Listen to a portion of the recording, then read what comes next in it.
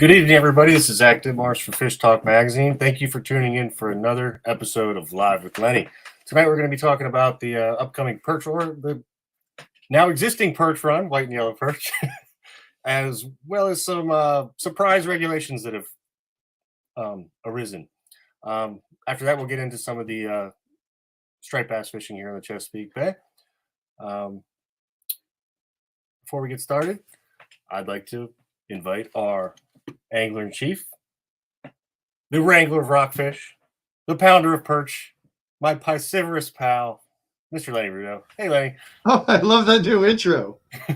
Piscivorous. Just came off the top of my head, you know. Goodness gracious, that's awesome. How you doing, Zach? I'm doing great, but I haven't been fishing in a while, so I got the itch. Going. I hear that. I haven't been since last weekend, which is a long stretch. But with all this rain, you know, I don't feel as I don't get a lot of FOMO because I heard a lot of muddy water and not a whole lot of catching. So yeah, we'll talk about that some. It's been holding me back on waxing my boat too. I'm trying to wax the boat and get it all ready to go on the lift, and it's one day after the next. I can't do anything. Bummer. Well, again, thanks for everyone for tuning in. Got a lot to get into. Before we get started, this episode is presented by Suzuki Marine USA. Lenny was down in Miami a few weeks back, and you saw some of the new motors. You want to tell us a little bit about them? Yeah, so it's pretty darn cool. They have a new stealth color, and basically this is like a matte black. It's a really different look, and I gotta say I'm a little frustrated because the year before last when I upgraded my boat, I got a new Suzuki and it's white and it's great. Don't get me wrong, but now I'm like, oh man, I don't have the stealth motor. What do I have to buy a new motor? I mean, come on. It's just not fair. They couldn't come out with it 2 years ago. They're pretty slick. I gotta say, I love the matte black look. It is a totally new look. It's really interesting, and it's available on 150s up to 250s. So there's a pretty wide range. They're not putting it on the little motors yet. I don't know why, because my skiff also has a Suzuki. I've got a 25 on my crabbing skiff, and I've been running that motor for 5 years now. Put a lot of hours on it, and if they had this Stealth 25, I might be thinking about it. Pretty cool. Of course. I have a question. On the two 250s on the top there, can you tell me what the difference? You know a lot more. Why does the one on the right sort of have that different on the top of the cowling? It has a different sort of feature. You're right, and you got me. And it's a little bit reminiscent of the Suzukis about maybe like 10, 15 years ago. They had that style. Well, it kind of looks like Deadpool, like the Ryan Reynolds movies. He's got that little costume, and it's got the little thing at the back of his head. The one on the right is the newer look, and it's got the big air intake on the back, and that's how the 350 and the 300 look with the duo prop. But I'm honestly not sure because I don't think that they have that in the 250. So maybe someone could chime in and let us know we'll what exactly is the difference there. Any reps maybe tuning in tonight might let us know. Yeah, you call. So if you go over to fishtalkmag.com/Suzuki, we have a whole slew of Chesapeake and Mid-Atlantic Suzuki dealers. It's that time for spring commissioning. You need service. Check it out. Find one in your area. These guys are all top notch. So, of course, if you buy a brand new one, you're not going to need this. You just well, we can talk all day about the colors and the cow forms and all that kind of stuff. The fact of the matter is that's not why I love Suzuki. Why I love it is because they run and run and run and run. And as you know, my old boat had twin 90s that I ran for 13 years, which were literally virtually problem-free. So Custom Marine, the DF 250A on the right is the AP series with drive-by-wire technology. Thank you, Custom Marine Service LLC. Awesome. Well, and your twin 90s are still running. Oh yeah, absolutely. I sold them to an old family friend. On the shore now. He's got it down in Florida. He's running it offshore in Florida now. That's awesome. And those motors had over 3,000 hours on them. So there's some serious time on those motors. That's awesome. Well, thank you, Suzuki, for making this happen. Thank you, everyone, for tuning in. One last thing. Anyone commenting tonight, we're going to throw you into the drawing for an Amped Up Outdoors t-shirt, courtesy of Tommy, our buddy up in Pasadena. Amped Up throws a lot of tournaments. The return of the Big Liz is coming this year, and they do have another one. Check out their Facebook page. I know they're doing at least 2 tournaments. They're very fun. My nephew won the Perch tournament they did a couple years ago, and it's just a great organization and friendly competition. And everybody, remember, we do want to hear your comments. That's the reason we do this like this, so you can ask questions and comment in real time. And when you ask a question, Zach will put it up on the screen. He'll get it to me, and we'll get it answered. So, Zach, we got a ton of stuff to cover tonight. I think we should get rolling with the Perch run. Awesome. All right. Why don't you go ahead and pop up slide number 1. And this is a picture from last weekend. I went perch fishing and caught 2 little whites, and that was it. No yellows. Well, we caught some catfish too, and had a crappie up to the boat. But bottom line, it was really tough. And the reason why, it's hard to tell in this picture, but that water was the color of chocolate milk. And we got to the, this is on the upper Patuxent near Jug Bay. We got to the boat ramp on a low tide, and it looked like high tide. I mean, it was just flooded out. We heard a lot of very similar reports from around the dial. As everybody knows, we got a ton of rain before the weekend, more during the weekend, and it was kind of a washout for a lot of folks. I think in all we got 1 or maybe 2 reports of guys who had luck really late on Sunday, but generally speaking, it was a really tough day for perch fishing. And the run itself really doesn't last all that long. We're talking a matter of days, for the peak of it, a couple of weeks, in its entirety. So, that put a kind of a big crimp into the perch run. But it'll still be going on. We should still have good fishing in a lot of areas, even if it's not the absolute peak.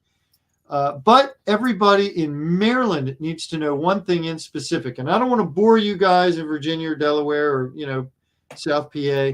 I don't know. Maybe you'll find this entertaining. Let's go ahead and put the next slide up, please, Zach.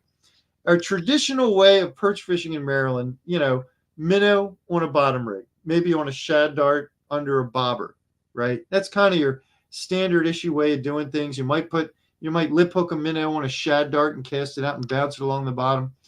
Well, all that stuff, we were informed just early this week, late last week, came up very suddenly that the NRP was enforcing circle hook regulations on perch anglers, which has never happened before.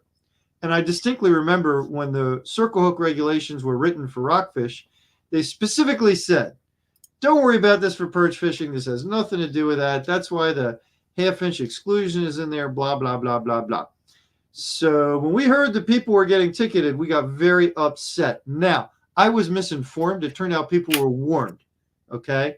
The NRP was not handing out tickets. They were handing out warnings, telling people that henceforth, fishing with minnow would be considered live lining.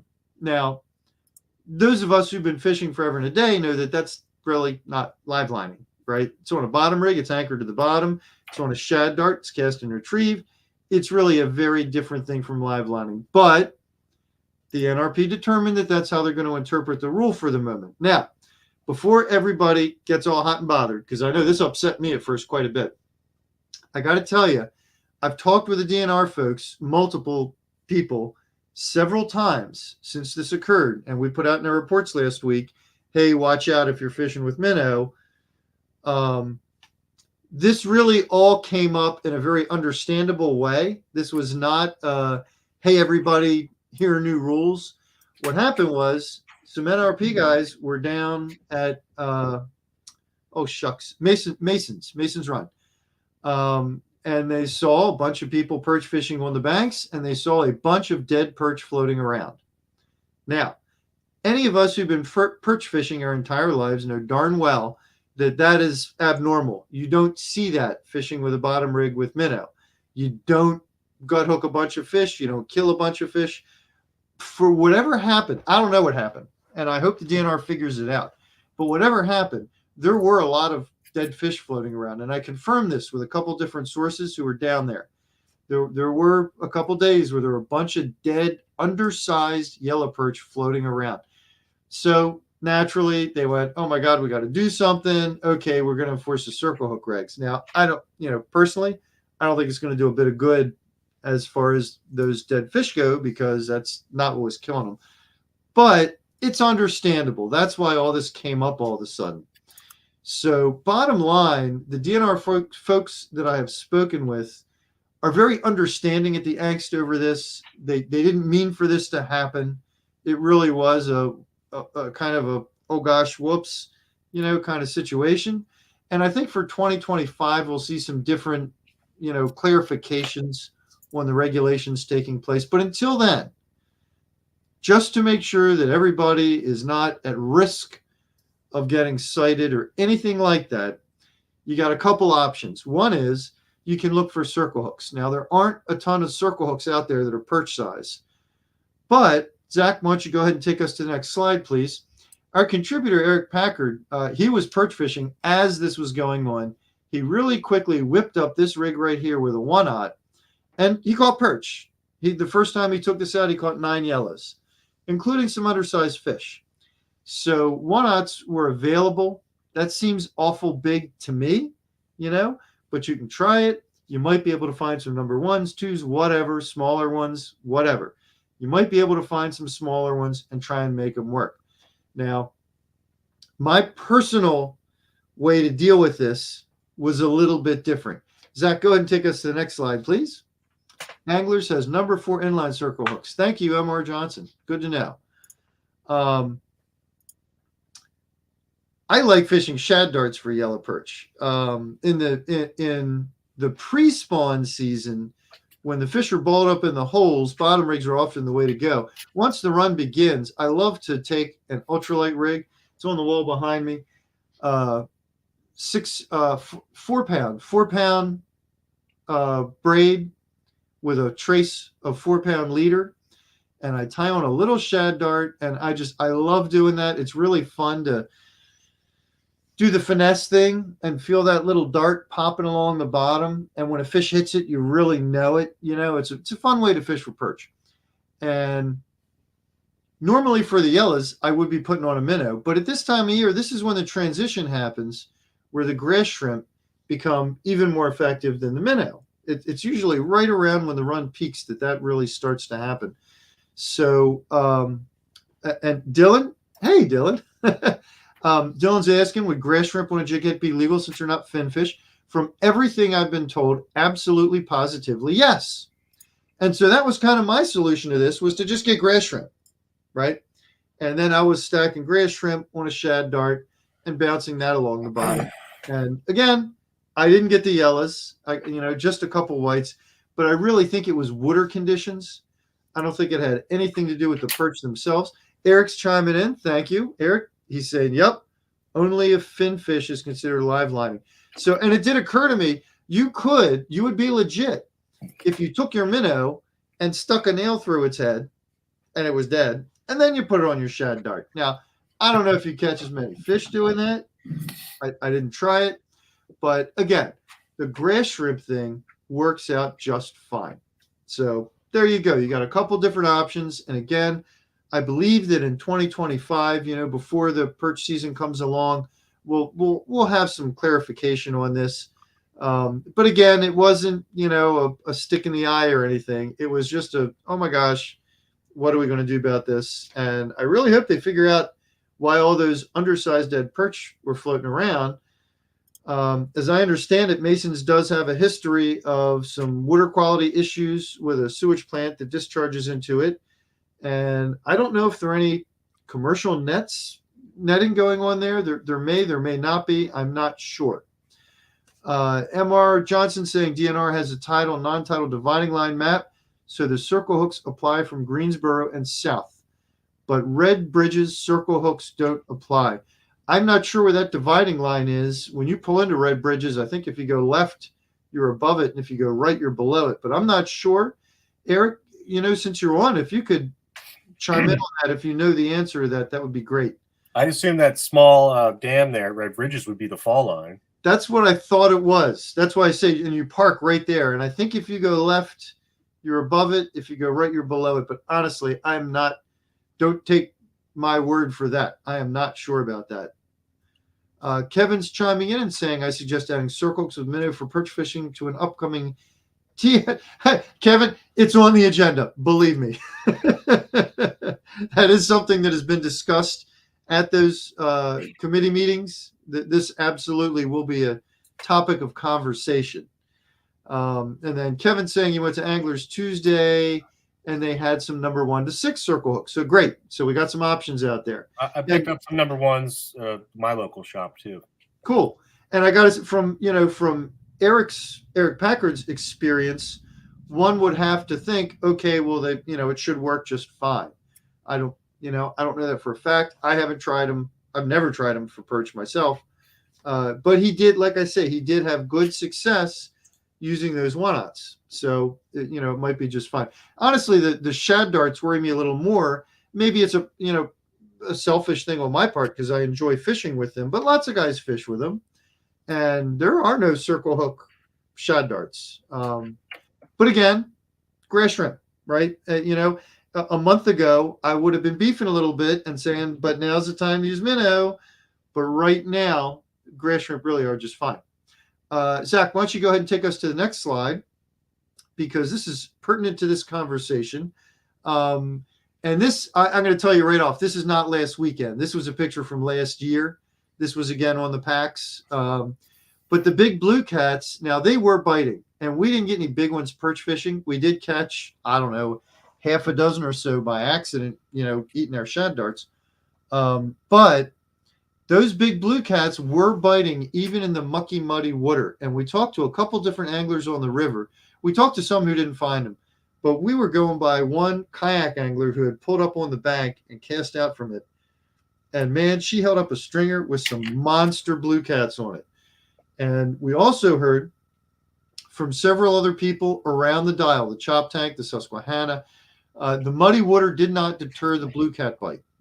So if you're going perch fishing and you're thinking, man, I want to make sure I get some action, and you're not necessarily all the way up above the fall line in the headwaters areas, you absolutely can throw out some baits and catch some of these big blue cats. Matt's asking what depth will you find the blue cats in.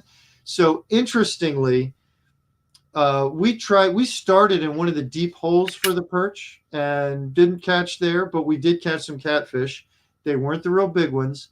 The real big ones we saw, they were actually in, I don't want to call it a hole. It was more like a bend in the channel where there was a slight depression. And the average depth went from like 8 feet to like 10, 12 feet. And they were just in that depression. Now, excuse me, I think that's fairly common for during this time of year. That big catfish in the picture there, he was in 8, 9 feet of water. That's it. Again, at a bend, and the surrounding water, most of the general area around there is 4 to 6 feet. So it is a slightly deeper depression, right? But not one of those super deep holes. And that same day we caught that big cat, we did try in the super deep hole at the mouth of the Western Branch where it joins the packs. And it's like, I mean, most of it's like 26, 28, but there's a spot or two, it gets to like 30. And that's kind of where you might think off the cuff they'd be. And maybe at other times of the year they are. But at this particular time, that's not where they were. They were up in that, that shallow depression, not, deeper than the surrounding area, but not like a really deep hole. That's kind of where they were hanging out. And that day that we got him, we got, a couple others too. So that was definitely an area they were transiting. Wayne's asking, can you bend a light wire hook into a circle hook? Wayne, I do not know the specific answer to that. It is not written in the regulation as to whether you can or cannot.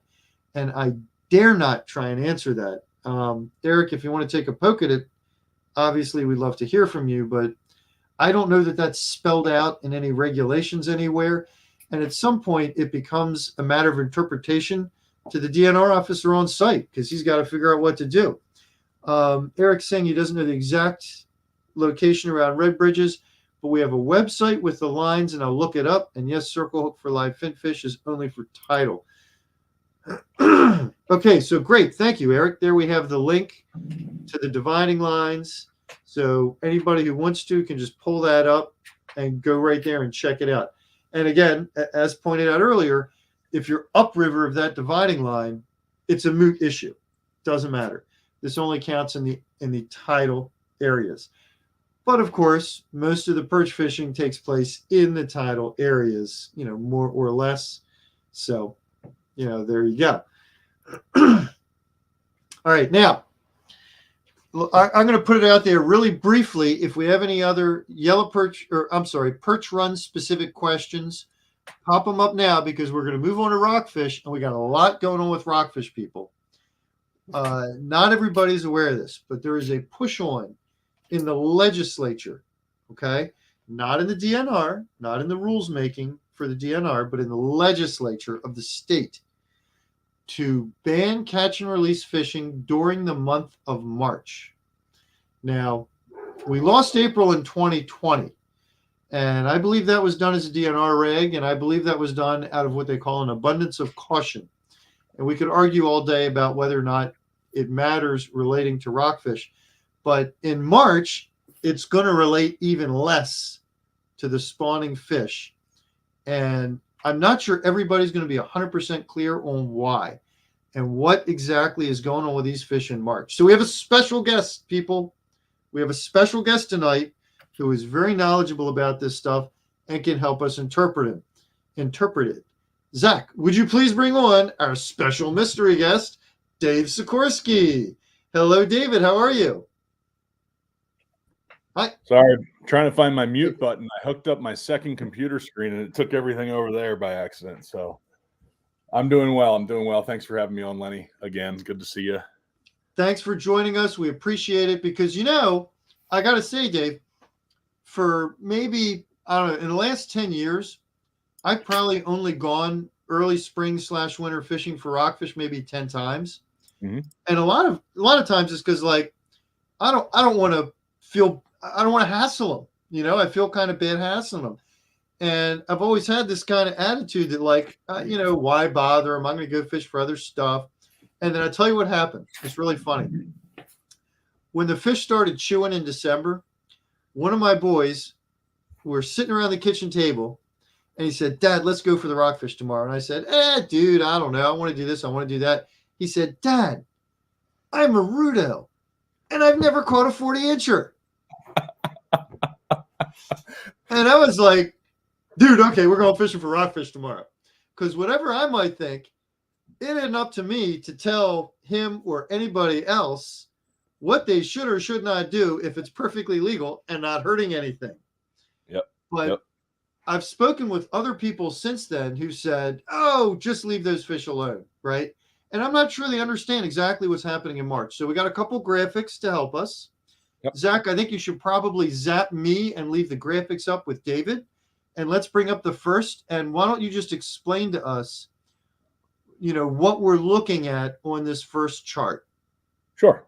And what we're talking about here is Senate Bill 1053, which is cross-filed in the House of Representatives, the House of Delegates.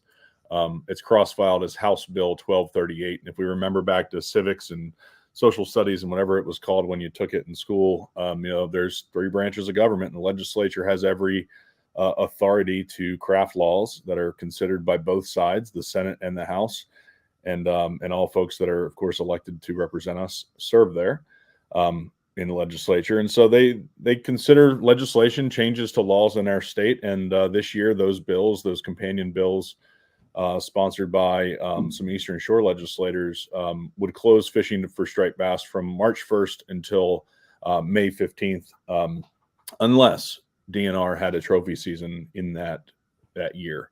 And so this graph right here is actually what DNR provided in their written testimony. And we're going to have a recap on this on our CCA website tomorrow. And folks that get our newsletter will see this come out in a little more detail so you can follow along. But ultimately, what you're looking at here is, like it says, striped bass optimal spawning period is the yellow section. And that's based on the water temperature average during the time scale that they're showing. And Zach, I think we may have lost I can't remember here, the the red and the blue line. Am I missing it on the screen? Ultimately, we got it.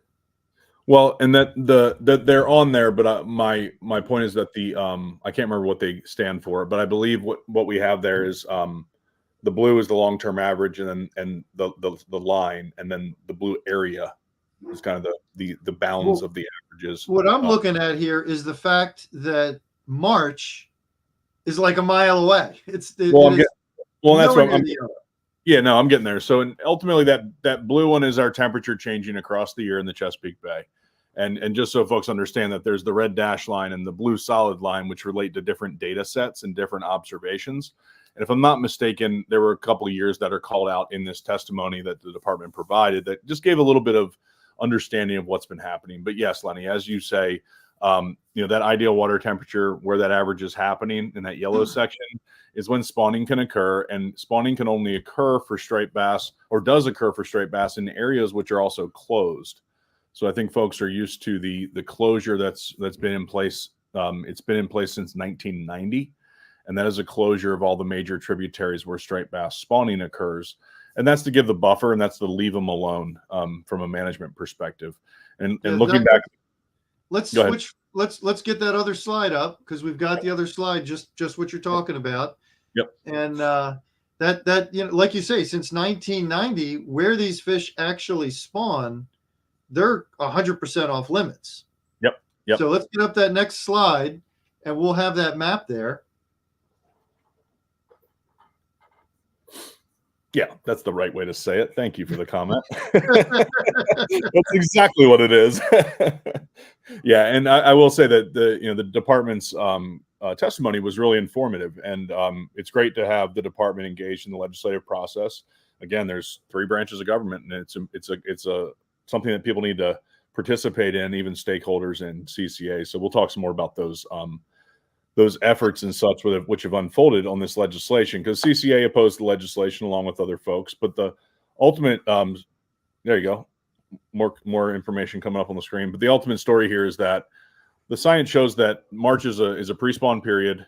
The existing regulations that close certain portions of the bay to targeting of striped bass have been in place and do protect them when they're ready to spawn. There it is, the red areas, and this is specifically one from the pre-2020 period, because the trophy season used to start on the 3rd Friday in April. So this exact map is what I remember the spring looking like. As of March 1st, this is it. It has since changed. I think we've talked about that in the past, but with this legislation, the idea was to make this whole map red from March 1st until May 16th, period. In the bay tributaries, red. And so it doesn't make any sense, because as we testified, and again, I'll share links to our testimony, ultimately, as we testified collectively yesterday in the House and then last week in the Senate, it doesn't make sense to shut down access to a fishery when we can utilize this fish, implement best practices, educate anglers, and give them an opportunity to catch the fish of a lifetime. This is the time period in which the state should be investing in more people participating. Those of us who fish this time period, or have, when the weather allows, when time allows, and when the bite is worth it, know that this isn't a long stretch of time where everybody's going to be really successful catching a bunch of fish. There's no question that there's a good bite that's been happening the last couple of years in this period. And we do have to be conscious of the impact that we have, but the regs that are in place take care of the gear component. So you can't have stinger hooks. You can't troll with more than 6 rods. You can, it's single hook artificials when jigging. And I think anybody that's done it and caught some of these really nice fish knows what it's like, and knows that you can do it landing a fish very quickly. In fact, Captain Steve Griffin from Griffin Guide Service, who's given great testimony the last two committee hearings in the House and the Senate. Captain Griffin came in, took some time off the water. Actually, yesterday he left the trip, caught some fish, came in, gave testimony in the pouring down rain. It was great to see somebody so invested in their business and the future of the fishery. But what Captain Griffin actually shared with me after the meeting was, One of the guys that's a proponent of the legislation was saying that you drag fish around for 30 minutes and the fish are pregnant. And we can get to that because I know, Lenny, you have a lot to offer too. That drives me nuts. Yeah, you were in that hearing room yesterday as well. So ultimately, what Captain Griffin showed me was a video of from when the guy hooked the fish to when the fish was released was 38 seconds, landing a nice fish on, I don't know the exact size, but it was in the 30s and on light tackle. And, I'm a fly angler too. And people think fly fishing is this dainty, soft way of landing fish, but I've whooped 120-pound tarpon on a fly rod faster than you could on heavy stand up. And so the bottom line is there's a wide range of skill sets in anglers. There's a wide range of drive or interest in participating in the fishery. The vast majority of the mortality that happens in our fishery is happening in the middle of the year, from fishing activity being at its greatest that time of year. We can harvest 19 to 24 inch fish moving forward, and that hopefully will constrain our fishing mortality. But fishing is one of these things to me where I don't like dividing it. I don't like segmenting it, and I can't stand this idea of putting labels on people, like, oh, I'm a catch and release angler. Catch and release is a verb. It's an activity. It's a byproduct of fishing. It shouldn't define David Sikorsky or Lenny Rudo, because guess what? I'm like you. In my garage is that rack of rods that are as diverse as can be, and you give me a way to go fishing, I want to do it, period. So Dave, I got a couple questions for you, and then we got to get to Kevin's question. Kevin had a question too, which we're going to get right back to. First question: just what is the mortality rate for these fish being caught and released in March? So it's somewhere between 0.8 and 3%, according to studies from the Bay, and that's leading up to that period where the warm water starts to tick up. Folks will remember that with the flats, there was a date certain at which the flats regulations would change, or if the temperatures reached 65 degrees before that date, they would close the fishery. And that was a really well-shaped fishery because it was directly connected to the studies that led to this 0.8% to 3%. And two other points on that are really important. One is what leads to catch and release mortality is the likelihood, or it relates to the likelihood that the fish could be hooked in the gills and deep hooked. If you're seeing a lot of blood come out of a fish's gills, it might have been a mortal wound. And as I've said in the legislature in both hearings, fishing is a contact sport, even catch and release fishing. But because the way the gear is used and because of just the realities of actual observation of fishing, that's why these potential to be mortality rates are so low. And again, it's a mortality rate. It's from an act of doing something. It's not just simply to say, if you catch 103, die. One other important piece relates to handling. One of these studies, they were actually catching fish. Many people that you all know in the fishing community were involved in these. I know, like Captain Richie Gaines, many others. This is Rudy Lukakovic leading this work in the late 90s. Ultimately, what they were doing was actually moving fish to net pens where they could observe these fish. They knew where they got hooked, whether it was deep, shallow, bait, not bait, circle hooks, not circle hooks, that type of stuff. I actually did an episode of What's on the Line podcast with Rudy Lukakovic talking about this work years ago. I'll have to bring back out of the archives as well because it's important to understand. And so ultimately, think about that process of landing a fish, dealing with it, handling it, moving it to a net pen, observing it for a few days. And that's where these 0.8 to 3% mortalities have come from, along with some other studies.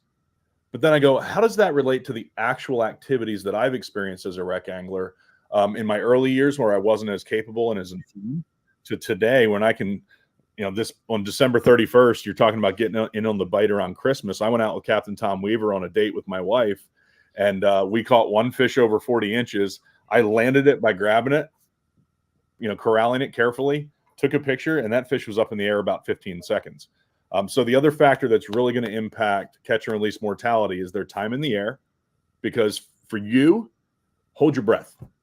You pull that fish out of the water, hold your breath. You start seeing stars, guess what? That fish is too. Fish suffocate in air.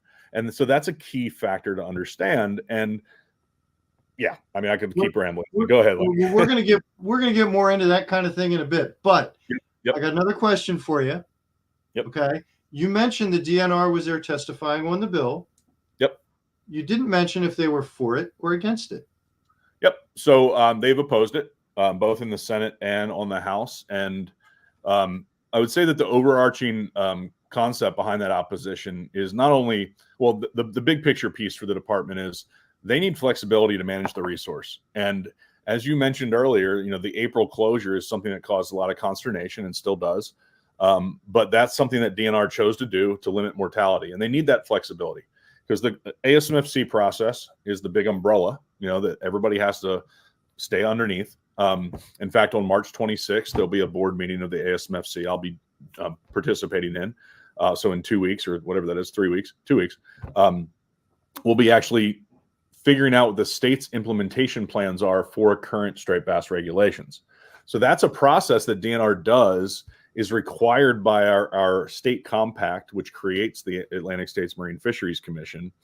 And all these things can affect the way that the fisheries need to be changed and regulated, and DNR needs that flexibility. So the overarching point, to simplify it, is DNR needs the ability to manage it with science, with partnership agreements, with stakeholder engagement. And I think they specifically say in their testimony that there's rigorous stakeholder engagement and debate which occurs through the DNR process. And again, democracy isn't perfect, right? But that's where I would argue, and they argued, that the fisheries management process belongs through DNR, right. not legislature. So, and we also had a question from Kevin. Zach, I know this is asking a lot, but can we fish it back out? I don't want it to get lost. At the same time, we could put up the next slide while you look for that, because the next slide, I think you're going to find this funny. I messed with one of your slides. Oh, here we go, Kevin. Temperatures on the spawning grounds, and is it an average across the bay tributaries? I think that's actually stated in there, isn't it? I remember reading. So the data we're looking at is optimal spawning period based on the minimum and maximum range of water temperature data collected at Kent Point from 1986 to 2021. And that is represented by the yellow rectangle. And actually the one that's on the screen right now is the average. So the tighter yellow, which is on the screen right now, is the average at Kent Point. And that's a monitoring station that DNR has. And so that's a data collection piece. That is not a spawning area, right? That's right by Bloody Point Light. And so, but that's the data they've chosen to cite. I'm sure that they do other data monitoring efforts that are around the bay, but this seems to be reflective of Kent Point. And you're going to have different temperatures, north, south, upriver, downriver. It's all going to vary a little bit. Yep. So I don't know this for a fact, but my guess would be that the DNR guys would kind of take the middle point, which Bloody Point seems like a reasonable, kind of. All right, Zach, give me that next slide. I'm just dying to show David how I messed with his picture. I love it. So this one is the spawning grounds. And what you're looking at, the light blue is the river, right? The dark blue is the spawning area. And what I did was I pulled up the NOAA charts online, which are really easy to measure distance. And I measured the closed area of the Choptank River from the line of closure, and this would be, as of right now, that April 1 closure, right, to the very nearest spawning ground. And that was 24 miles. And just to be a little more accurate, you're talking about the line which is the mouth of the river. So you're left, where people cannot fish is 24 miles from where the habitat and the historic observation of striped bass spawning has occurred, which is what defines the dark sections here. Exactly. The dark sections. And there's even, I was preparing for the testimony and just catching up on some things.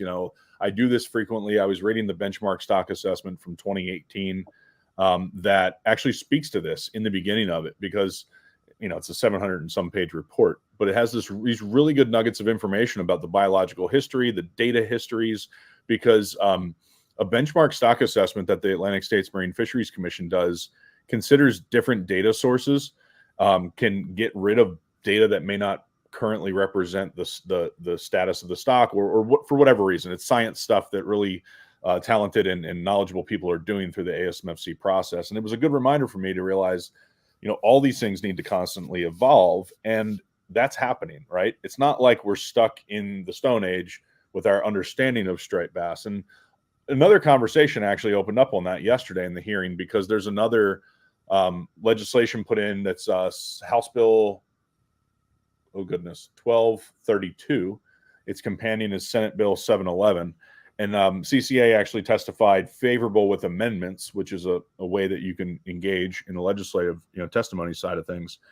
So we said, look, we like the concept of this bill, and this particular bill is one that relates to the young of year surveys, and adding new areas where the young of year surveys occur, because there's rockfish born and there's little rockfish in existence all over the bay.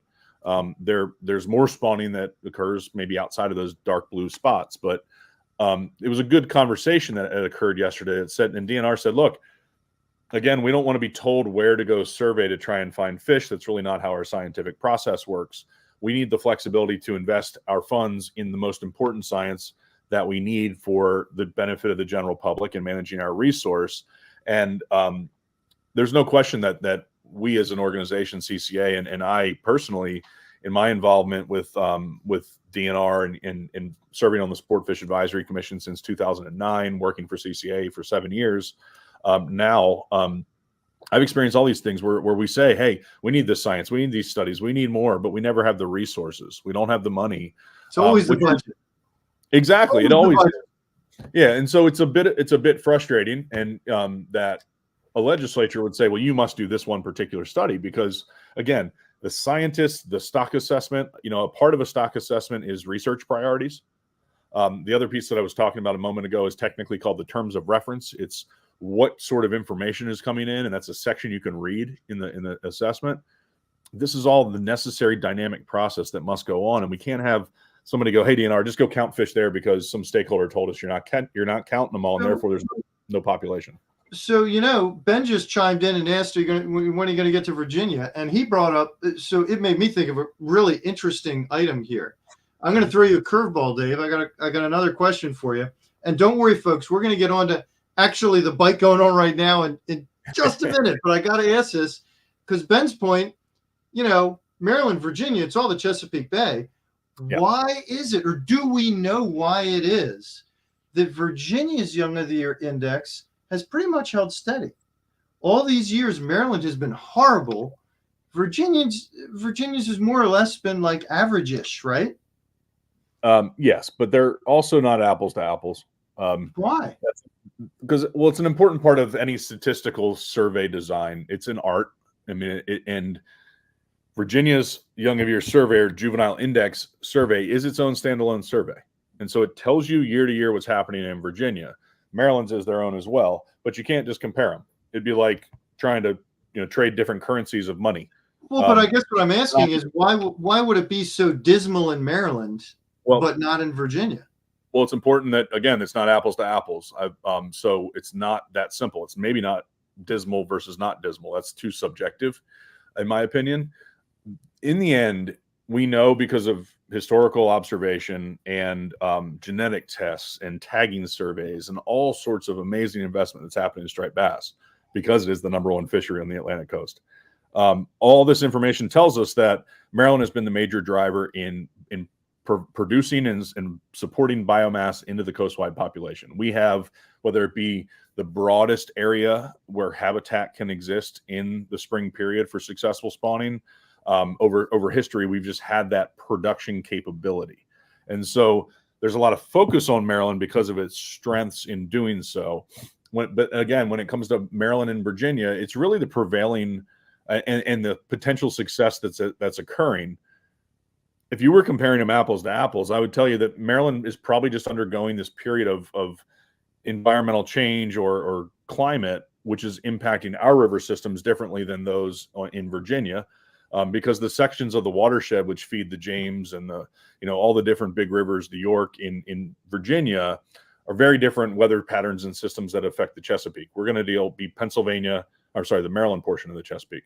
We're going to be Pennsylvania, Delaware, Eastern Shore, all the way up into New York. That's going to affect all those spawning areas that are kind of on the eastern side. The Potomac's a big driver as well because it's such a big river, and so that's also something to consider. And so here's by natural design, all these potential areas to spawn provides for more success because of variability in habitat conditions across the watershed. And so there's one other component is that observation, and I think it's Jim Uphoff and and many others like him that have done studies like this. They show that if you have a broad number of year classes with lots, a substantial amount of biomass that can be that is sexually mature, if they're interacting in the year classes, what's going to end up happening is the spawn's going to stretch out longer across the calendar. And there's, I think, some whether it's been specifically determined by studies or not, I think the general understanding is that you gain genetic mixing in that situation as these year classes overlap. They may also have different exact activities in the way the fish interact with each other on the water in the spawning areas. So there's like this insane study. There's this. It's almost like an expertise to figure out what's happening in these spawning areas. So, and we go. This takes us right back to huge ecosystem. So hard to understand. Zach, we got to get Mary's question back up there. That was just a phenomenal question. Hi, Drew. Yes, I am tripping over my tongue. No, not the slide. Mary's question. What happened to Mary's question? I'm replying to Drew Payne. Sorry. I'm looking for it. Mary had a phenomenal question. Well, it's pertaining to that slide, so I just wanted. Oh, okay, I got you. Thank you, Zach. So Mary's asking about the Western Shore rivers above the Patuxent not being spawning areas. Now, I got an opinion on this, but it's just an opinion. So I'm going to spout off for 10 seconds and then turn it over to you, Dave. My guess, Mary, is there's been so much development on the Western Shore of Maryland from Baltimore down through Anne Arundel County that we pretty much killed it off. And I say that because in my lifetime, we watched it happen to a great degree with yellow perch. Dave, am I dead wrong? Well, you're dead right when it comes to yellow perch, and I'll start there because it's really an important point. But it does, and I'll get back to Mary's question as well. And I'm actually looking up something because I want to read from the stock assessment. But ultimately, with yellow perch, they're a canary in a coal mine when it comes to water quality in a watershed. And water quality is a generic term, right? It's going to impact different things in different ways. But if you think about nutrient pollution, you think about warming waters, temperature, as you lose tree canopy and you have more impervious surface. You think about the speed at which water runs off, which affects the flow. The flow affects the erosion rates. All these things compound when it comes to when you're talking about development, when you're talking about impervious surface, and our broader impact that we all have on this watershed. So yellow perch are definitely impacted by that. There's also the physical components of the river that again relate to some of those things I just mentioned. Is that physical component still there for their success, whether it be gravel or sand or SAVs that support the survival of the larva, because that's a whole other can of worms. Once sperm meets egg, and the yellow perch egg skeins are out there. We just saw an unfortunate situation at Magothy Bridge Road last week that a lot of people are rightfully concerned about, where sediment control, which is inspected and approved by the state and overseen by all these agencies, isn't working. And one of our members actually posted pictures of yellow perch eggs spawning in the Magothy, and boop, here's this sediment plume, which can definitely have an impact on the survivability of the eggs. So there's these little situations happening that impact things. So yellow perch are unfortunately have been losing for a very long time and continue to. Striped bass, they need a more specific habitat condition that doesn't really exist in the Western Shore rivers that are not spawning areas. I would tell you that these Western Shore rivers, I mean, this map doesn't do like the Patapsco justice. Obviously, it flows well up into Howard, Carroll counties. But the overall condition that exists is not as broad. And so striped bass will spawn in these places to a certain extent, but it hasn't been observed recently. And that's where, again, the stock assessment that might be difficult for me to find right now kind of speaks to that. It speaks to the idea that there's going to be turbulence in the water column, and striped bass eggs have a certain amount of buoyancy to them so that they're held up in the water column. And all this is built into the natural design. And so those conditions are more likely to exist in these places. And I can't think of the right word right this moment, but striped bass also return to their natal rivers for the most part. So Dave, what I would add into there as an argument is if you look at a river like the Patapsco, those conditions probably existed in 1700. Yep. We've just, long ago, we've ended those conditions. So those areas are not spawning rivers anymore. Dave, I do not want to cut you short, man, but we only got 10 minutes left. and I know there are people watching right now who want to hear about the current bite. We're going to have to go to the current bite. I'm going to ask you, if you have the time, if you will continue to tune in to answer questions that may come up in the next 10 minutes. We're short, but it would be great if you could. If you can't, I understand. Yep. No, I can stick around and you take the lead. Awesome. All right, Zach, go ahead and bring up the next slide. Let's look at some fish that everybody wants to catch. Well, that's not the next slide. You missed the big one. Oh my God. Okay, Dave, we missed the big one. We missed two big ones. Bring it in. We're going to blast through this. Go ahead, Zach. Go ahead, bring it up. If people want to chip in to the legislators, go to the Maryland General Assembly website. There's the link. Click on Find My Representative, and you know who to talk to. And it's important that you speak to the right people. I say speak to email, letter, whatever. It's important that it's your representatives, because they want to know, their representatives think X, their representatives think Y. So it's important to do your representative. You want to reference the bill number that's at issue, and you want to be polite, because these people don't want to get obnoxious emails any more than anybody else does. So that's how you can chip in your 2 cents. Now, I want to tell you, for my 2 cents, the best way is to join CCA, okay? Whether you're CCA Maryland, CCA Virginia, doesn't matter. This guy, this always confuses me trying to point on the computer because the camera's backwards. This guy has been, how many days have you been in Annapolis in the last week? I mean, I know you were sitting there for 4 hours yesterday, at least 4 hours. People, when it comes to recreational angling, we've got one voice. That's it, sitting at the table. That voice is CCA. Mm-hmm. And the truth of the matter is, when you cut through all the Michigas, the cost of joining CCA and adding your name to their membership rolls is like the cost of a bag of bloodworms. In this day and age, that's what we're talking about, okay? It's not the money, people. It's the strength in numbers. It's the adding your name to it, okay? And I've been a member for many, many years, and I finally got a lifetime membership last year because I was like, you know what? It's just the way to go. It's the right thing to do. Dave is there all the time. Jesse is constantly working on this stuff. James is constantly working on this stuff. The CCA folks are our voice. They are representing us, and they are representing our interests. They're defending them. I want everyone sitting there right now who had not heard about these bills in the legislature right now, I want you to think about the fact that he's been working on them for weeks already. Okay, because he's staying in tune with his stuff. So get over the cost barrier, go to CCAMD, and join right now, please. And Vince is saying he lives in Delaware, but will always be a member of CCA Maryland because of the good work they do. Thank you, Vince. And I immediately wonder why we don't have a Delaware CCA. We should, right? Yeah, absolutely. I think that's a challenge, Vince. Dave's sitting there going, oh, God, not more work. No, it's perfectly fine. In fact, I can't wait to be at the Northern Virginia chapter of CCA this weekend because they're having a banquet, and we've got a lot of great work we can do in the watershed together. And just real quick, Lenny, this legislative work that the CCA does, we're a 501c3 nonprofit. I'm not some special lobbyist. I'm obviously a passionate, and been fortunate enough to be in a position to become informed. So I'm a passionate angler. I care about these issues. And ultimately, it's just so important for people to realize they have a seat at the table.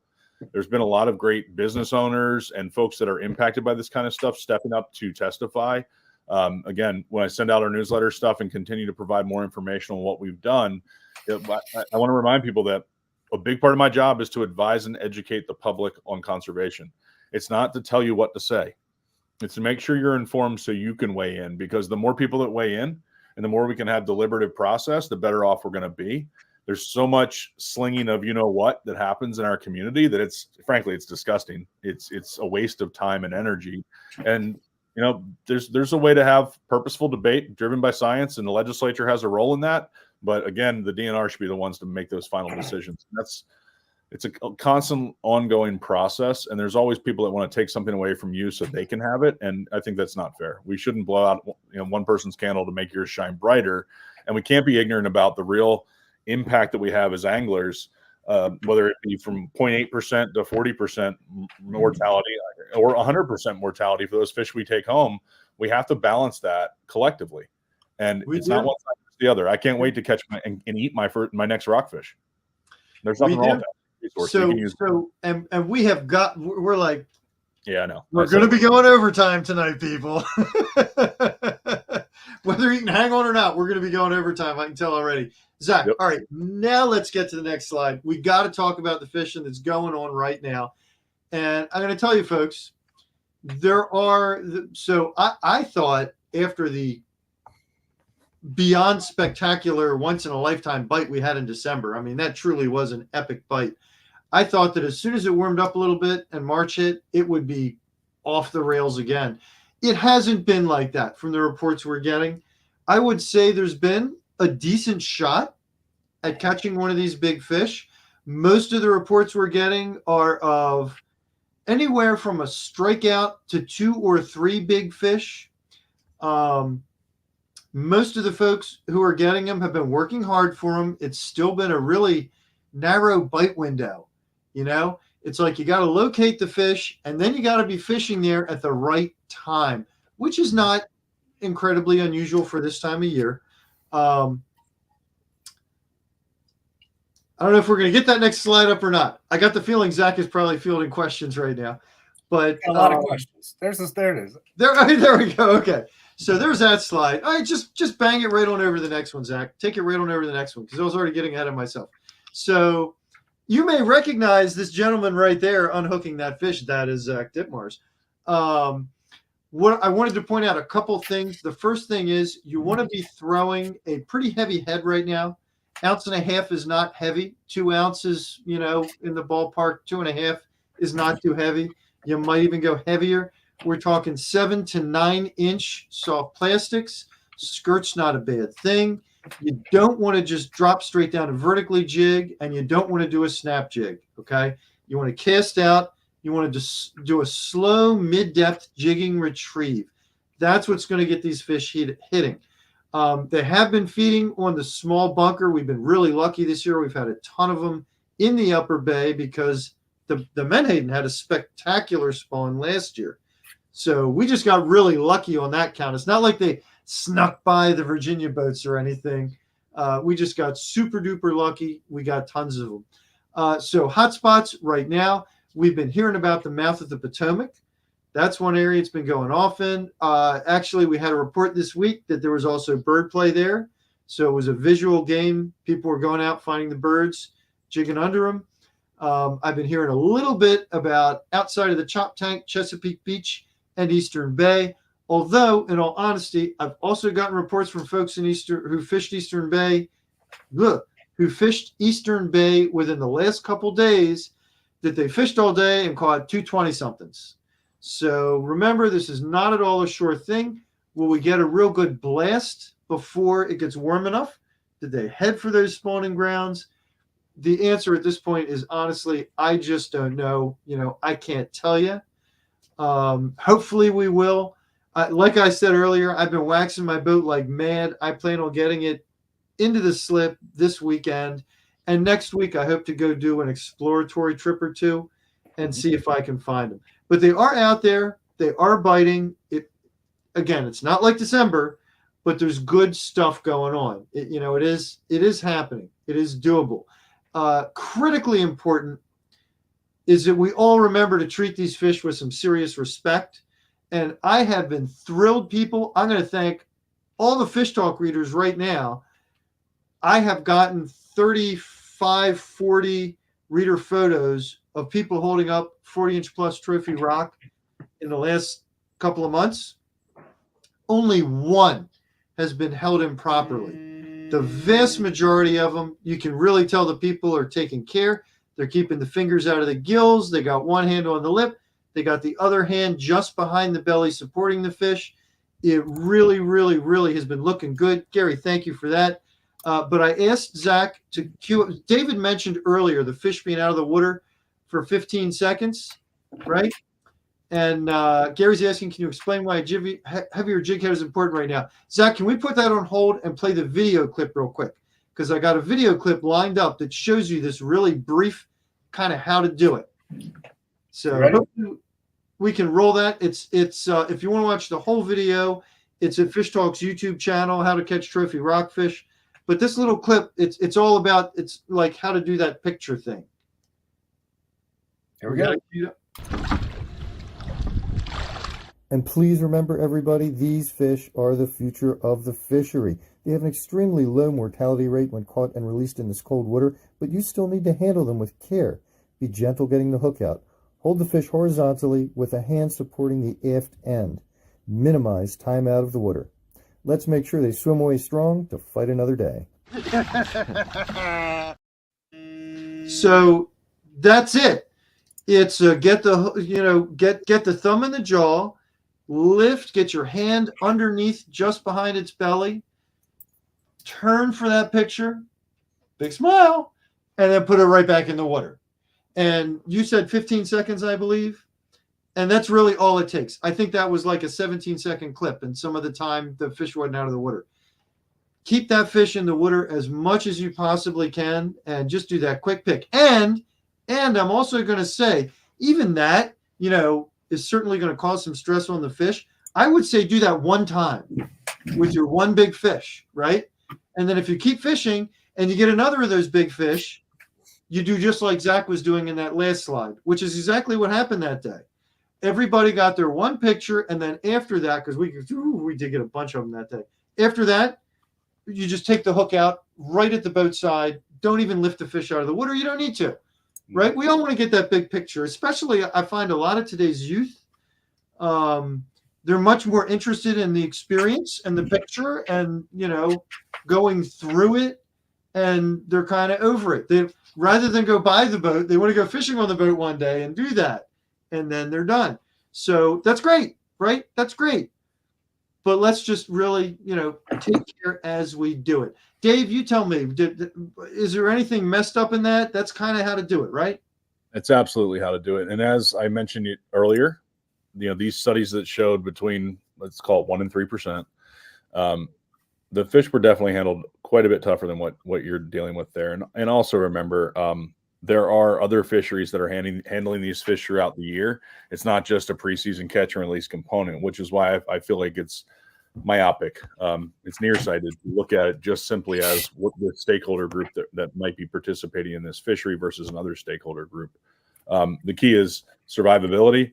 And if that 3% is the reality, technically you can catch and release that fish, 33.333 times. And that's economic generation. That's kind of respect. I would call it recycling. It's recycling. When you go catch and release fishing, you recycle the economic value, the personal value, the social value of that fish over and over again. Whereas when you put it in the cooler, which, don't get me wrong, is fine when it's appropriate, but when you put it in the cooler, it's one-time use. Yeah, exactly. And ultimately, I've seen a couple comments about that, and just remember, we get to pick and choose when we take from this resource, and it's important to always have an open mind and always consider the changes that need to happen in investing in research. I'm very excited that through our program, Tag Chesapeake, and partnership with George Mason University, Captain Dennis Fleming, Dave Secor from UMCES, y'all are going to see an actual Chesapeake-focused catch and release study coming out as soon as it's finished. My role is going to be an angler for a day or two, and we're definitely going to keep you in the loop, Lenny, and your listeners, because this is the stuff that's happening. I saw a comment about, is our conversations happening about this science and what we can develop in partnership? And the answer is 100% yes. As you know, and we'll talk about in the near future, our invasive species outreach work is also in this spirit. What science and data can we drive as recreational anglers to help invest in our future and the proper management of this thing? There's a paradigm shift happening. There's a climate shift happening. There's all these things happening. And it's not to say that an old way or people with a difference of opinion are bad. That's not what it's about. It's about progress. And one last point on that, in the science front, I was really excited to hear yesterday, Fisheries Director Lynn Fagley said that the department is organizing a science symposium, kind of a roundtable think tank type approach, I believe, to bringing people together and really saying, okay, folks, what are our priorities? Enough's enough. Whether it's striped bass, crabs, oysters, water quality, yellow perch, you name it. I think there's going to be a big effort to look at some of this science this year, and one step at a time. The DNR is a big job, a tough job, and Lenny, I'm so happy you brought up some of the perch stuff earlier on, those circle hook regs. This will be on the Sport Fish Advisory Commission in April, and as you mentioned, it'll be on the Tidal Coastal Recreational Fisheries Committee. These are vital pieces of the puzzle for our stakeholders to get involved, to be informed. And everybody, this is a marathon, not a sprint. There are lots of us working on this collectively, and the more that people can bring to the table and the conversation, the better off we're all going to be. I really urge you, think about the issue, not the person next to you. Let's not make your neighbor your problem, or vice versa. That's not what this is about. Let's figure out how we can all access this fish as best we can, or any fish reason. Teach each other, how to work together on this stuff. Oh, and everybody always works together in fisheries management, right? Well, it's a battle. No, honestly, let me be very blunt here. The professionals do. Period. Oh yeah. No, what I meant was it's a battle to work together. No, and yes, but truly, I mean, I'm honored to sit at the Atlantic States Marine Fisheries Commission, and I know this as well about the legislature, whether it's Republican, Democrat, this district, that district. People do work together to shape policy. It doesn't always seem that way. And sitting where I sit, I see a lot of stakeholders that unnecessarily chirp at each other. And my point is, I encourage people to stop that, because yes, it shouldn't be that difficult to try and find some solutions, and the truth shall set us free, and knowledge is power. I'm always shocked by how much drama there is in fishing. It's just mind blowing. Yep. All right. Well, we have definitely run over time. Zach, do you have any critical questions? We have a lot of questions. Dave suggested a lightning round. Okay, lightning round's a good idea. All right, I'm fine too. We're good. We got 130 people tuned in. Thank you, everybody. This has been an awesome program. While everyone's still tuned in, I'm going to do the giveaway. So we're going to do a giveaway for the Amped Up shirt. Kindly donated from Tommy. And they have a Carpathon tournament coming up in April. So you can check out his Facebook page. And they're doing a snakehead tournament in October. And they're friendly competition. We had 49 people comment, which is awesome. All right. Here we go.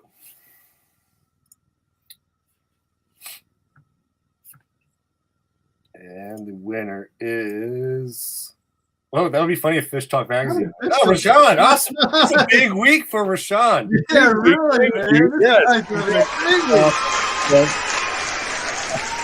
For those who don't know, Rashawn was just awarded the Master Angler for catching, I think it's 10 trophy-sized fish of 10 different species. Yep. So pretty dang cool. And Rashawn is also a former Fish Talk Magazine cover model. That's awesome. Well, Rashawn, you probably know Tommy. Hit him up on the Facebook page, or his email's right there too. So very good. All right, lightning round us. What do we got? Oh boy. Oh boy. I think Tommy's pleased with the winner. All right, now David, I'm just going to say, for the sake of argument, remember, like 1 minute answers at most. I know. I got to figure out a timer for you. I'll tell you what, though. I was on 1 o'clock yesterday, and I did just fine. So you did. You did. 3 seconds. All right. So we had one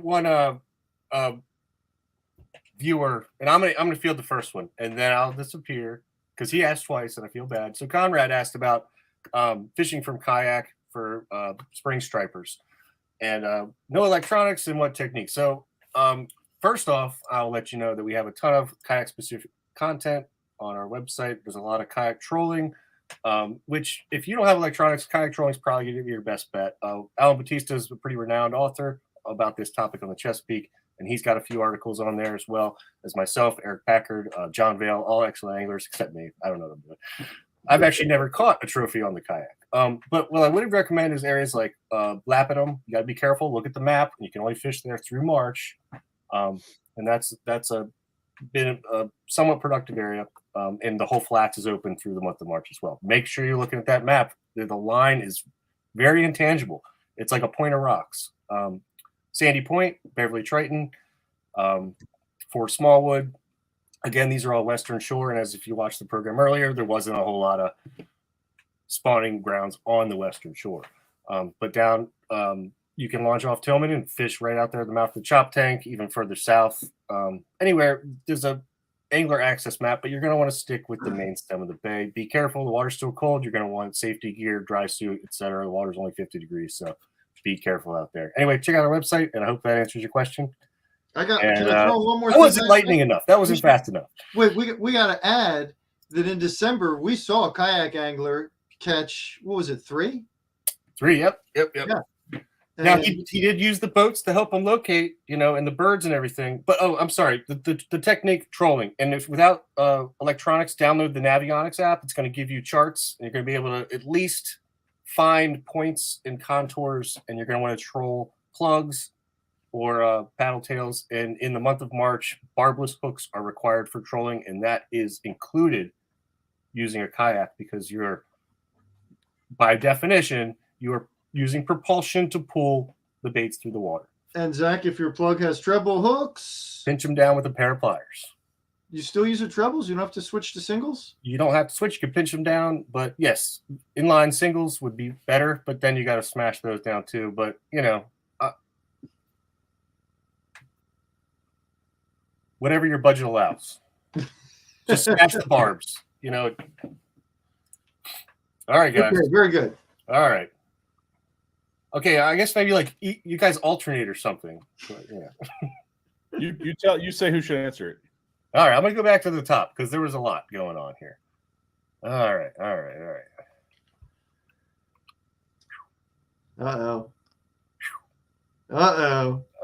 Answered that. All right, I'll skip that one. That must have been a good one. How does the Chesapeake regulations deal with the impact of Delaware and New Jersey continuing to fish for the migrating breeders moving north after leaving the Chesapeake and the negative effect? That's you. Right. So the way management works is based on something called fishing mortality. That's fish harvested, those that die after release in both commercial and recreational fisheries. And so it's all composite. And so while some states target different sizes, and the vast majority of striped bass harvest is on the Atlantic coast, and also the vast majority of dead discards is on bigger fish. So ultimately we're picking from the population, but trying to understand its general dynamics. And it's not a matter of Chesapeake regulations directly going against Delaware. What we do is look at this as a spawning stock, which are 28 inches and bigger, and our goals are to maintain a certain level of them as a biomass.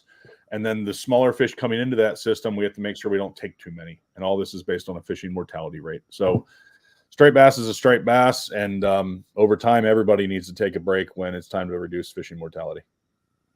Sorry, I couldn't resist. That was less than a minute because it was only 25 seconds on the clock. Right. It took me about 10 seconds to get it up, but yes. Yep. Who's answering this one, Lenny? How about you? Oh, God. I'll answer it. It's very simple because ultimately in legislative testimony, there have been watermen. I think it was Robert T. Brown and Jim Mullen yesterday, who are different organizations. And then there was Captain Brian Hardman, Captain Jason Seaman, Captain Ken Jeffries, all testified in support of the legislation yesterday. There was a similar support panel in the previous, the Senate hearing. It may have been different individuals, but there's definitely been a large voice from the Maryland Charter Boat Association saying close down the spring.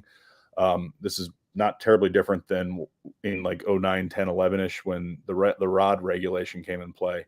I think the general thought process is that any fish killed in the preseason goes against fish that can be killed in the other parts of the seasons, and any reduction impacts their business. So, they have valid reasons for this approach. And again, I would encourage people to look at the facts of what people say. And again, we have the right to participate in this process. These legislators have the right to represent their districts, and it's all okay. Regardless of the opinion, it's a process that needs to be in place. So again, I mentioned that not to point fingers. Commercial fishing. Well, I'll half handle this. I mean, Of course there's an impact, right? You can't take the fish out of the water and not have an impact. Now, that said, we do need to recognize that the recreational community, the recreational fishing sector, gets the lion's share of the fish with these particular fish.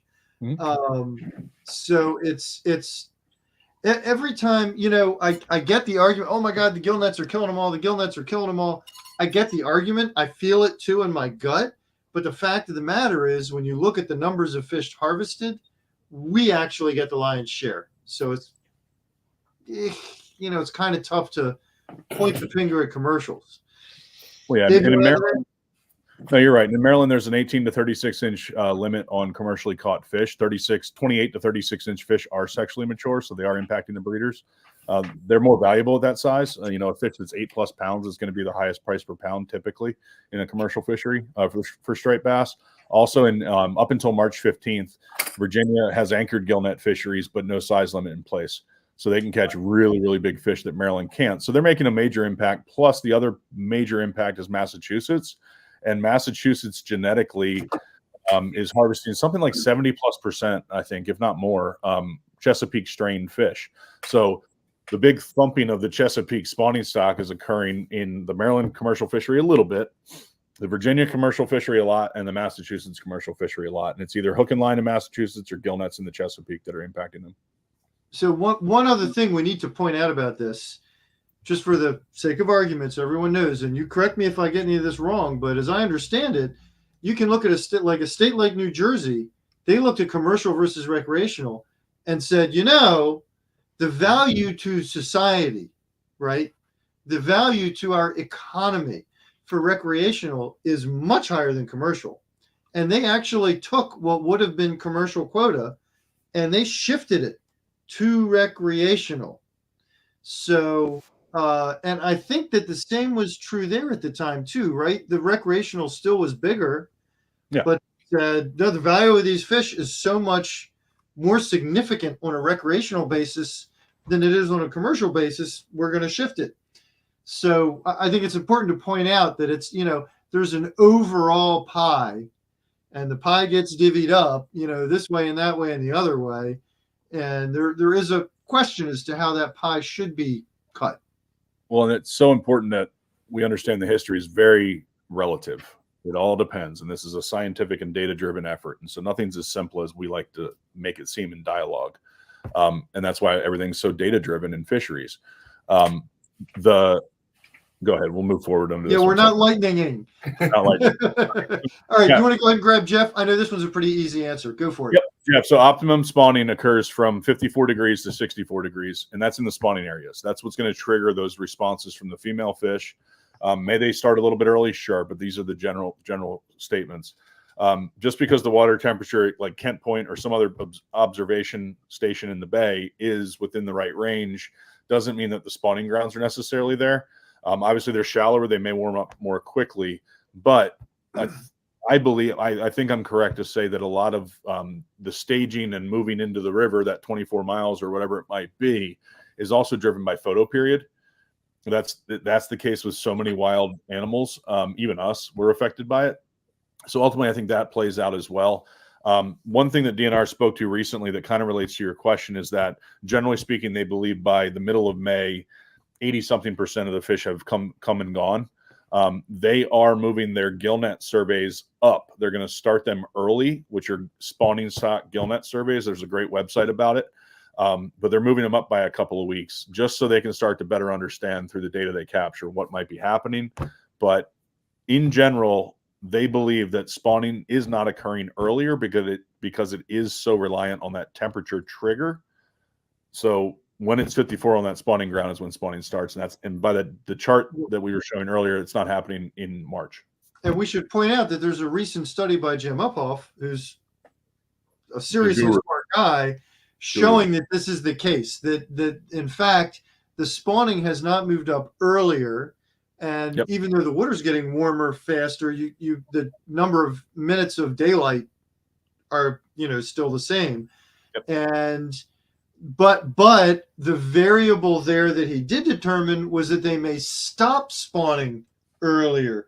So the spawning time may be getting condensed, right? Correct. And that's also Angela Giuliano, who's awesome. She works so hard behind the scenes on DNR on the striped bass. She's on our technical committee for ASMFC. A wizard with the numbers. Alexi Sharov. There's so many great people in the striped bass team at Maryland DNR that are doing this work day in and day out. And you mentioned Jim, and I want to plug work that we've done together in the past, the Chesapeake Perspective series, where we talked about the past, present, and future of striped bass. I know that's on the Fish Talk website and YouTube. And I would really encourage people to go back and look at that first one, the past conversation with Marty Gary and Bill Goldsboro and Jim Uphoff. I mean, three guys that have dedicated so much time and have so much knowledge of our fisheries. They sat down with you, Lenny, and talked through a lot of these details about what we saw in the 80s, what was happening in the early 90s, and their experiences back then. That I think is helpful for people to understand, because yeah, absolutely. In the natural world, history repeats itself a lot, and we just have to be smart about what's happening. There it is. All right, are we lightning down, Zach? We're not doing a very good lightning job. No, but we're being informative. Our lightning is like in second gear. It's not. We're not. Oh, what are they doing in the spawning areas of the Hudson? They're doing great. They're doing great, except for this past year. Yeah, it had been strong. It had been strong, but last year wasn't great. But then, you look back through time. I mean, look at the 1990 to 2020 time period in the Bay. I mean, it's like this. Mm-hmm. Years are up and down. So in general, I think in general, you'd have to agree they're doing better up there, right? Yeah, but there were discussions at the last ASMFC meeting about concerns. This October, we're going to get a stock assessment that's going to include this updated data to help us understand what it means for stock trajectory overall population. There's going to be a lot of really, I think, important conversations about this, because lots of folks are looking at this, especially when the Hudson, the Delaware, and the Chesapeake are all in a downward trend in the last year. The Chesapeake for longer. So there's a lot of concern there, but also it's really important for people to recognize, this massive abundance of fish that people have seen off Jersey and New York. That's once in a lifetime from folks I know and trust, and I've seen it. Those aren't necessarily Hudson breeders that are up there in the late fall, early winter. We don't know that. I'd love to look at some of the tag studies, and I think some of that's going to be looked at in the near future, or at least I will definitely be digging in on that, because I want to understand. Is that a biomass of Chesapeake fish that are going to come down and make the turn or come through the canal? Yeah, no, I would argue that that's the exact same school that we were fishing on in December. Yep. Highly likely.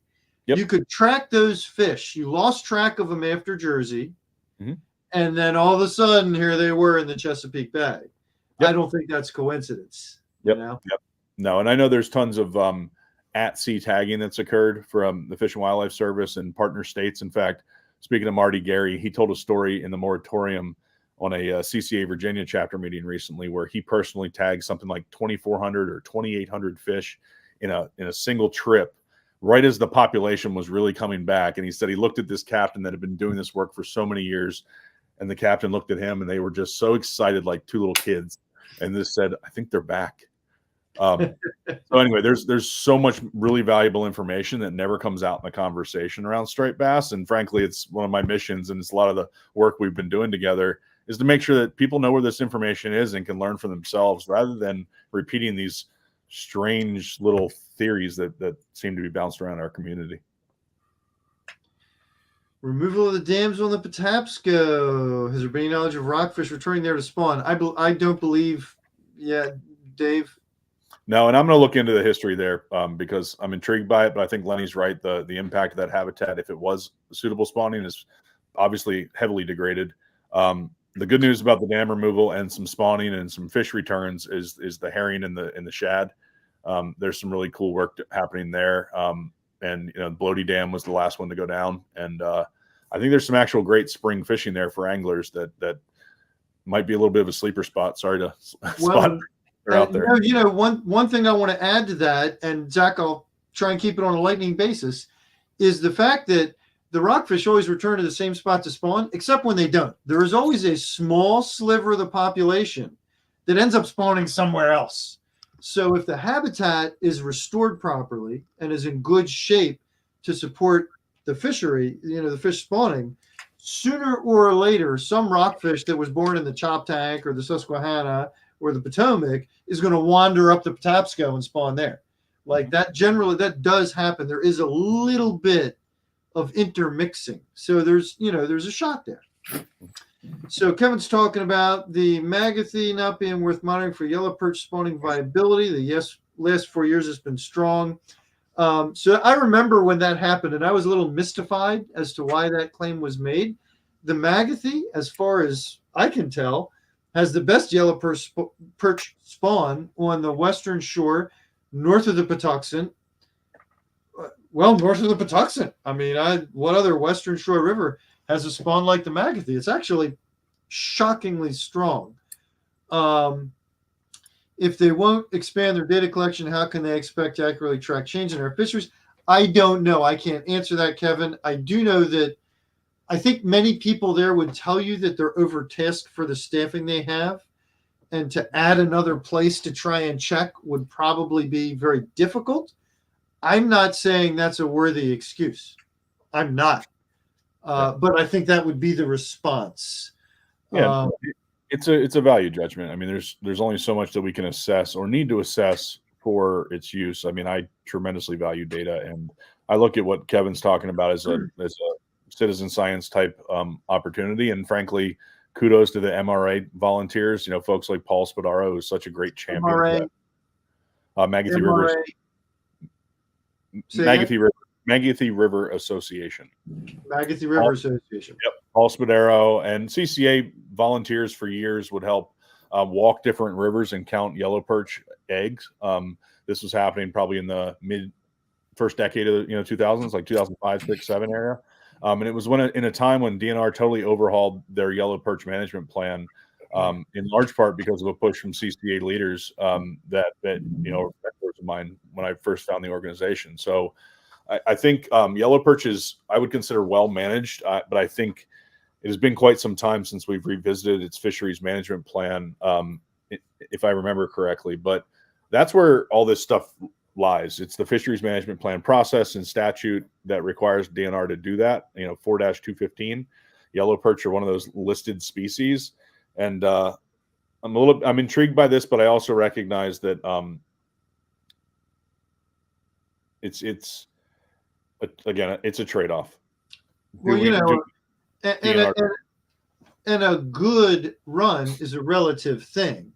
Yes. The Magathy's yellow perch run may not compare numerically to the Choptank's yellow perch run, but you compare it to the South River run, it's astronomical. It's off the charts. So, there's something to be said there for that. I'm with you, Kevin. I wish the Magathy would get more attention.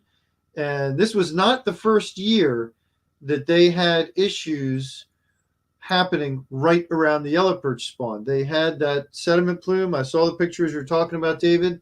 Last year they had it was a parking lot runoff issue or something.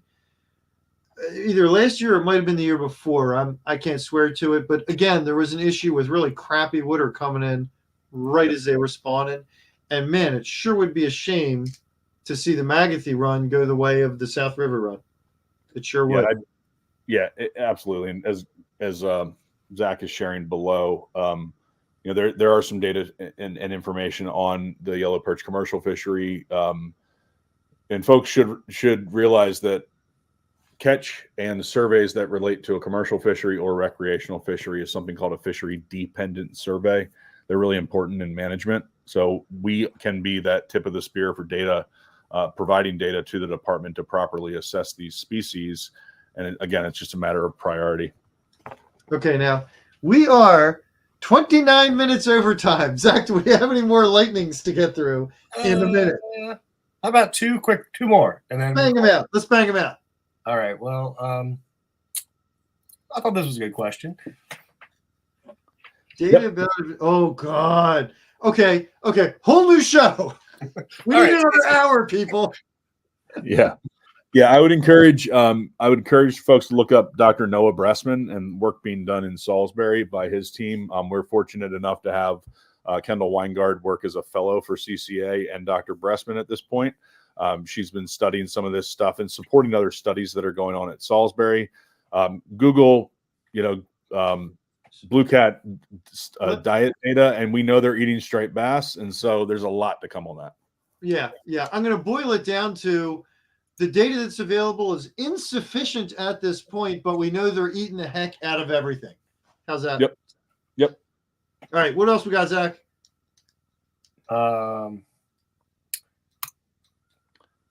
So what we can expect for 2025 will be driven by what's called a stock assessment update coming in October. So in October, there will be a meeting of the ASMFC, and they will present the results of data up through 2023's fishing season. They will give us projections of how that relates to our goals in biomass and how much we've constrained our fishing mortality, which is directly tied to our biomass goals. And so ultimately that will say we can keep things the same or change them in 2025. A betting man can probably say that there may be a reduction in 2025 because of the failure in recruitment and that continuing to persist for now 5 years. It's going to start showing up in this assessment update. And then in 2026, again, about the same timeline, October of 2026, that's when the brand new benchmark stock assessment will come out. And so again, it's going to be year to year right now for the short term. The overall attitude and actual stated goals of the striped bass management plan at ASMFC is to try and find regulatory stability, but it's awful hard to do when things happen like not reducing commercial catch enough like we didn't last time, and some people thinking they deserve more fish. So long answer, I know.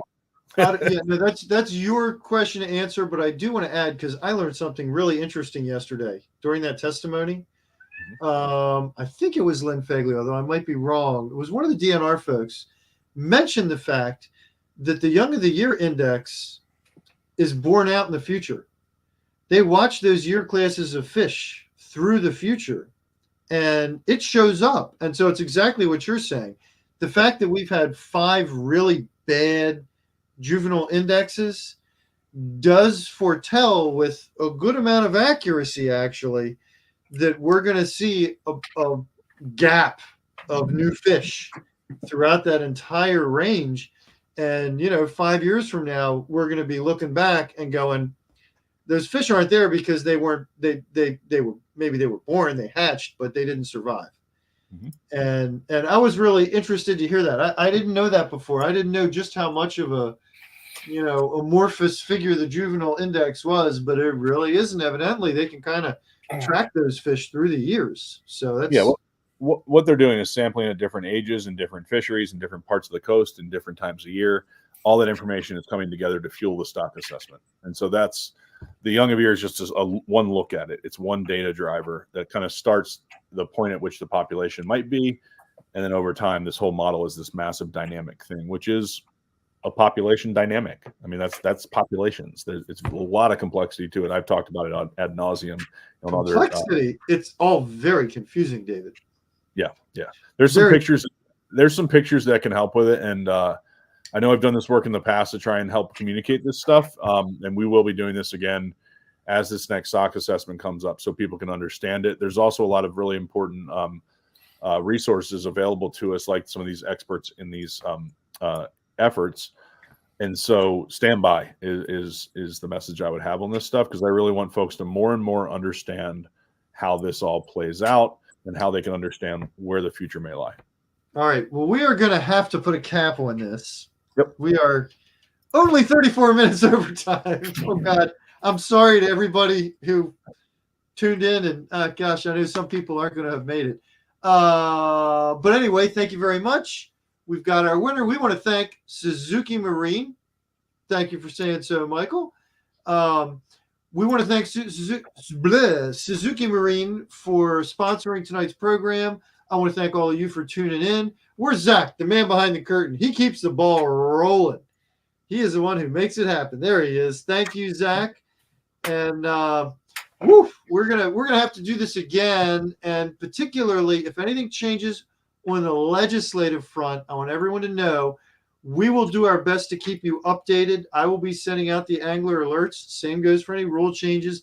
But in the meantime, the best way you personally can play a role in all of this is to join CCA. It is as simple as that. So right now, we're going to sign off, and you're going to get on your computer and go click, click, click, click, click, ccamd.org and join, right? Thank you. Thanks, Lenny. Thanks, Zach. Great conversation. Thanks, guys. Good night, everybody. Till next time.